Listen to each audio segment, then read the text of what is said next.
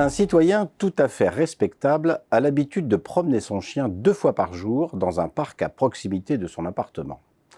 Un matin, son attention est attirée par un petit cocon blanchâtre accroché à la branche d'un buisson. Il s'en approche et s'interroge.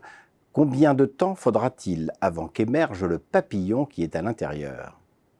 Le lendemain, il s'empresse de retourner à l'endroit du cocon dans l'espoir de voir s'il y a eu un changement. Et oh surprise! Quelque chose est en train de se passer. Le cocon bouge et une petite ouverture apparaît. Fasciné, il observe la scène pendant quelques minutes et, au bonheur, il y a du mouvement à l'intérieur. À l'évidence, le papillon est en train de lutter pour sortir et éviter que son cocon ne se transforme en sépulture. Mais contre toute attente, soudainement l'agitation ralentit et le cocon redevient inerte. Notre apprenti entomologiste en déduit qu'après tous ses efforts, le papillon s'est épuisé, au risque de rester prisonnier à jamais de son cocon. Mais décidé à conjurer le sort de ce pauvre lépidoptère, il sort de sa poche un petit canif et, délicatement, agrandit l'ouverture existante afin de permettre au papillon de s'extirper avant qu'il ne soit trop tard.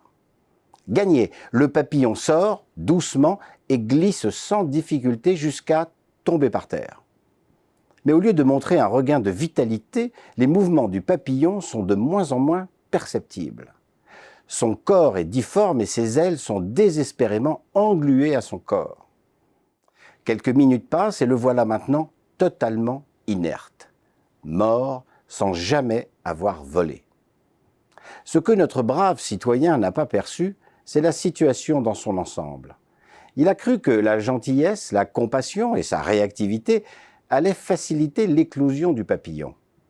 À aucun moment, il a imaginé que la restriction du cocon et l'effort requis pour que le papillon émerge à travers la minuscule ouverture permettent naturellement de forcer le fluide du corps à irriguer les ailes afin que ces dernières puissent se rigidifier. Ce n'est que lorsque le papillon aura pris le temps de traverser ce processus de compression qu'il sera en mesure de s'envoler. Cette petite histoire confirme l'adage selon lequel l'enfer est parfois pavé de bonnes intentions. Mais pas seulement. Elle souligne également l'importance des processus d'apprentissage que seul l'effort et les contraintes peuvent enseigner. Un peu comme le peintre qui n'a que quelques tubes de couleurs et tente de nouvelles teintes à partir de mélanges inédits. Plus généralement, si la rareté des ressources est une vraie menace pour notre survie, elle est aussi le moteur principal de notre évolution. Face à une pénurie de moyens, on trouve au moins 3 grands types de réponses. La première est d'accepter ce qui apparaît comme une fatalité et donc d'adapter son mode de vie en conséquence.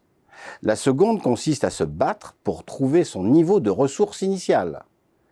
La troisième relève de la créativité et de la coopération dans le but de créer des ressources de substitution. Cette dernière réponse fait écho à une célèbre locution latine ad augusta per angusta, qui exprime l'idée selon laquelle il est possible d'obtenir des résultats magnifiques par des voies étroites. Autrement dit, de modestes moyens n'excluent jamais l'éminence d'un résultat et peuvent même y contribuer.